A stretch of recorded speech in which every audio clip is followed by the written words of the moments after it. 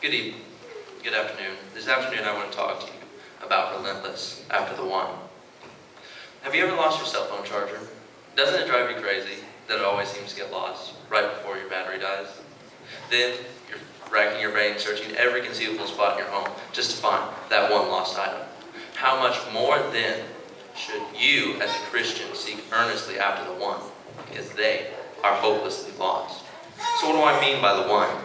Well, in Luke 15, verses 4 through 32, we see the one defined as a lost sheep, a lost coin, and the prodigal son.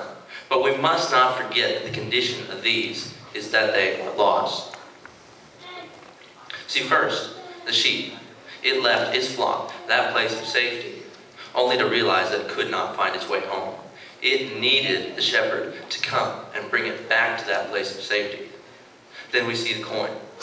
See, the coin was actually ignorant of the fact that it was lost. It didn't even know that the woman needed it back. Then we see the son, who, having taken what he saw as his fair share, gone off and wasted it with his righteous lifestyle, only to find that he was hopelessly lost.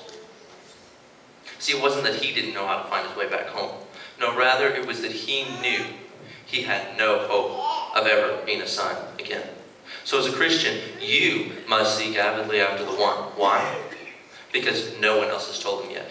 Why? Because it can make a difference in their eternity and possibly in the eternity of others, if only you will step out in obedience to God's command today to tell those, whether they're your neighbors or your co-workers or even those you see at the restaurant or the grocery store, you must seek them out because the Father is waiting at the open door. But also, as a Christian, you must seek earnestly after the one because of the passion of the Father. See, in this third story in Luke 15, Jesus paints us a clear picture of our Heavenly Father, the Father whose universal number is one. See, while what Jesus is showing us is that God is concerned about every sinner solely and not just as a whole. See, while we are concerned about 10,000 or maybe saving all those in a city, he says, look, my one sheep. He's lost. He needs your help. Will you help him? But the predominant feature we see in each of these stories is passion. The passion of the one seeking.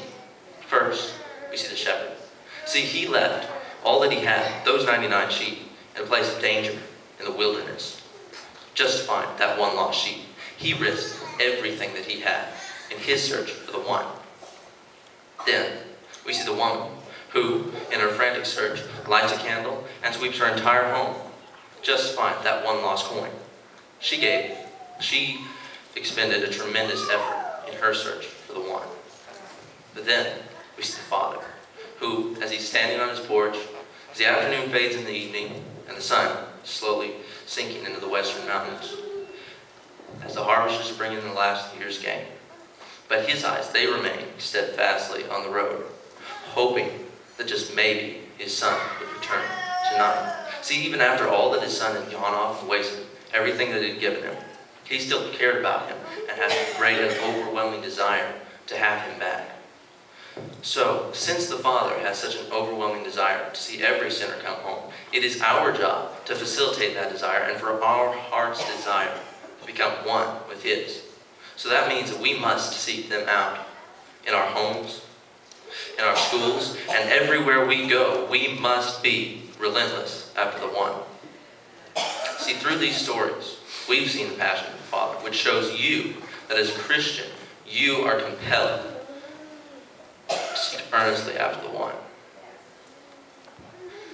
So my question for you today is, will you be relentless after the one? Will you walk across the street? Will you step across the room? Will you do whatever it takes to make the encounter that could change someone's eternity? For the Bible.